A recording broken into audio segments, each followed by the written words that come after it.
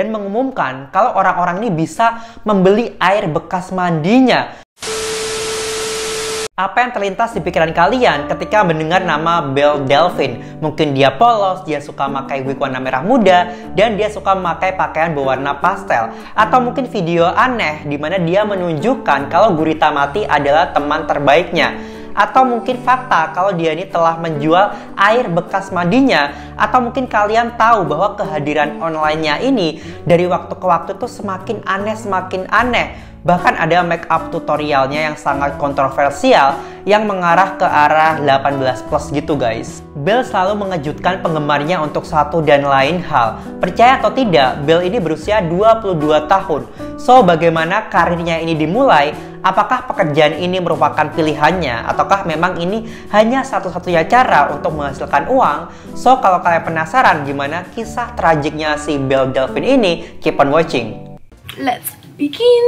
Mary Belle Krishner lahir di Cape Town, Afrika Selatan pada tanggal 23 Oktober tahun 1999. Ketika dia lahir, Belle mengalami dislokasi pinggul yang membuatnya harus melakukan operasi untuk memperbaikinya. Ketika Belle berusia 9 tahun, orang tuanya bercerai dan dia harus tinggal di Inggris bersama ibunya. Belle telah menggambarkan kisah masa kecilnya yang sangat sempurna. Dia menjadi siswa yang sangat terhebat. Dia selalu menjadi paling atas di kelasnya, kecuali bahasa Inggris. Dan dia ini suka desain, menggambar.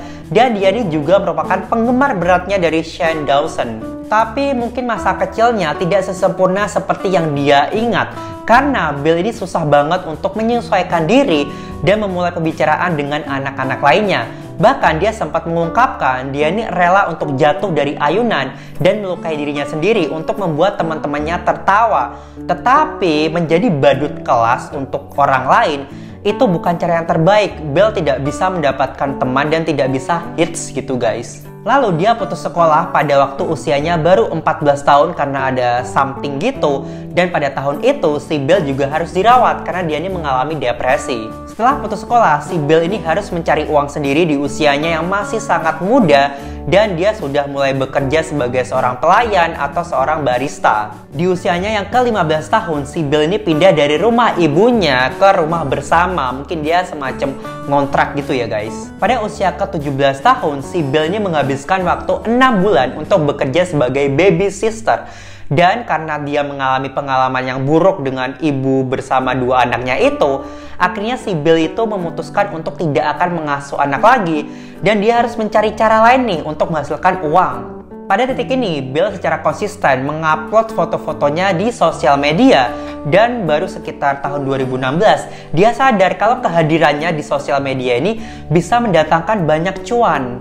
Saat itulah dia mulai memakai nama Belle Delphine dan dia membuat channel YouTube di mana video pertamanya ini adalah make up tutorial yang sangat kontroversial. Belle juga mulai memposting foto-foto di Instagram secara teratur dan video-video menarinya di TikTok dengan menggunakan wig warna merah mudanya itu.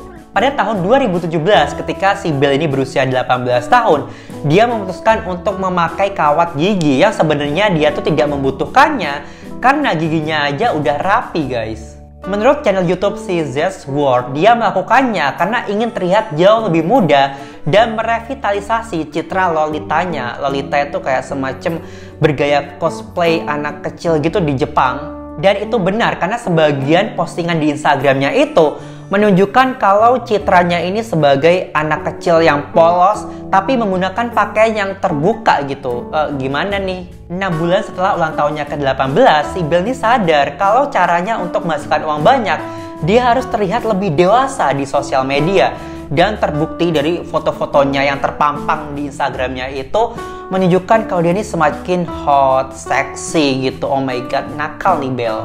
Dan bener aja, ini tuh trik yang jitu untuk menaikkan followersnya.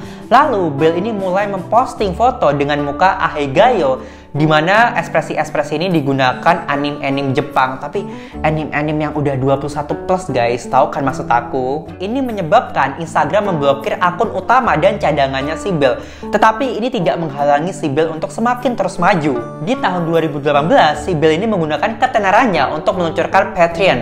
Patreon itu semacam aplikasi para konten kreator untuk mengupload foto-fotonya. Tapi bayar guys, biasanya $1 sampai $2.500 per bulan untuk mengakses konten-konten eksklusif semacam OnlyFans gitu kali ya. Lala, nakal nih si Bel. Si Bel sedang membangun tambang emas karena kehadirannya di sosial media ini membawa berkah yang banyak bagi dia. Dan hal-hal baik tuh terus berdatangan pada dia.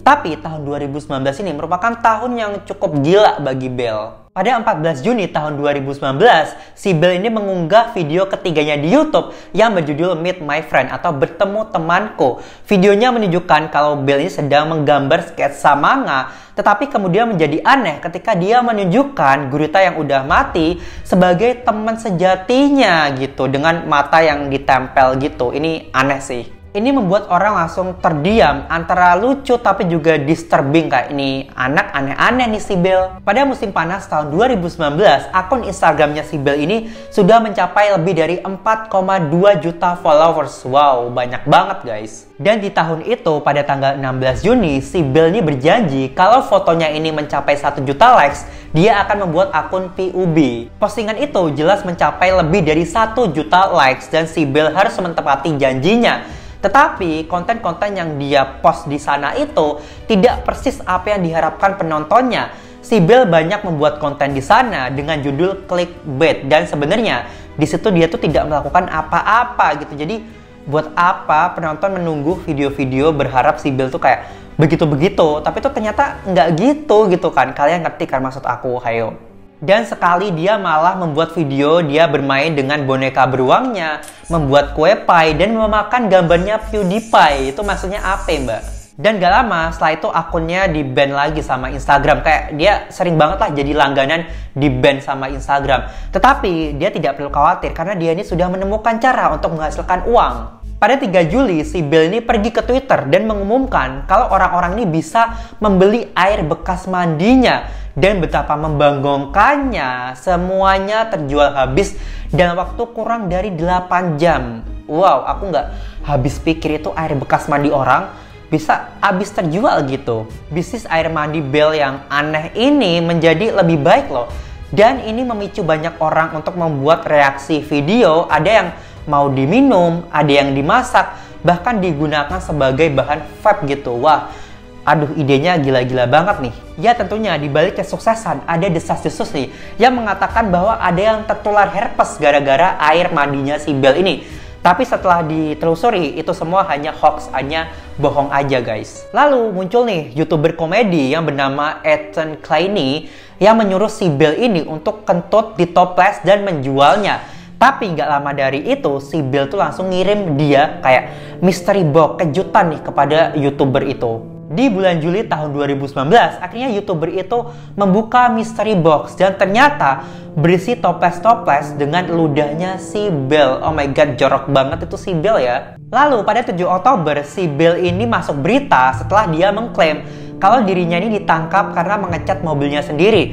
Lalu ada juga tentang seorang wanita yang mencuri hamsternya. Dan ada beberapa foto yang dia upload di Twitter. Dan aku nggak tahu pasti apa kejadiannya karena tidak ada yang tahu kebenarannya guys. Lalu pada akhir tahun 2019, si Belle Delphine ini totally benar-benar menghilang dari sosial media. Setelah menutup rumor bahwa dia meninggoy, akhirnya si Belle ini balik di YouTube pada Juni tahun 2020 dengan musik video di mana dia ini nge-rap tentang kenapa dia menghilang dan kontroversi masa lalunya. Kemudian dia membagikan foto dirinya menunjukkan kalau dia ini sedang terluka di bagian lengan dan kakinya. Lalu dia menjelaskan kalau dia ini baru terluka parah setelah dia melompat dari atap demi bikin konten video gitulah intinya. Tapi ini bukan satu-satunya alasan kenapa dia menghilang. Dia memberitahu kalau alamat rumahnya itu udah bocor di situs 4chan. Dan orang-orang tuh melacak dari PO Box rumahnya dan menelusurinya lewat Google Maps berdasarkan jendela rumahnya. Kayak dicocokin, ini mana nih rumahnya si Belle Delphine. Lalu si Belle ini berkata kalau dia ini menyuruh orang-orang untuk berfoto di luar rumahnya pada malam hari sambil mengacungkan jari tengahnya. Sepertinya Belle ini kayak gedek banget karena rumahnya tuh udah pada tahu gitu. Ya terlepas dari itu semua, dia sebenarnya senang bisa istirahat. Tetapi dia juga kangen sama sosial media. Dan akhirnya dia comeback dengan penuh kejutan untuk para fansnya. Dan dia mengumumkan akhirnya dia akan merilis video pertamanya begitu-begituan pada hari Natal. Ulala. Di Happy Hour Podcast, si Belle ini mengatakan kalau dia akan menyelesaikan semuanya di tahun ini dengan cara yang gila. dan dia akan bikin video anu-anuan bersama pacarnya yang udah ada 3 tahun lamanya sama dia. Menurutnya kali ini dia tidak akan menipu dan dia akan bener-bener membuat video bersama pacarnya. Gak hanya itu, bahkan dia akan menjual bekas itunya bersama pacarnya, kayak what the hell. Kemudian pada 12 Januari tahun 2021, si Bill ini tiba-tiba trending di Twitter setelah dia mengupload fotonya dengan caption "Kencan pertamaku yang sangat sempurna". Di foto itu, si Bill tuh nampak terikat dengan wajah yang polos dan ketakutan. Lalu juga ada pria yang bertopeng gitu, ada di foto itu juga.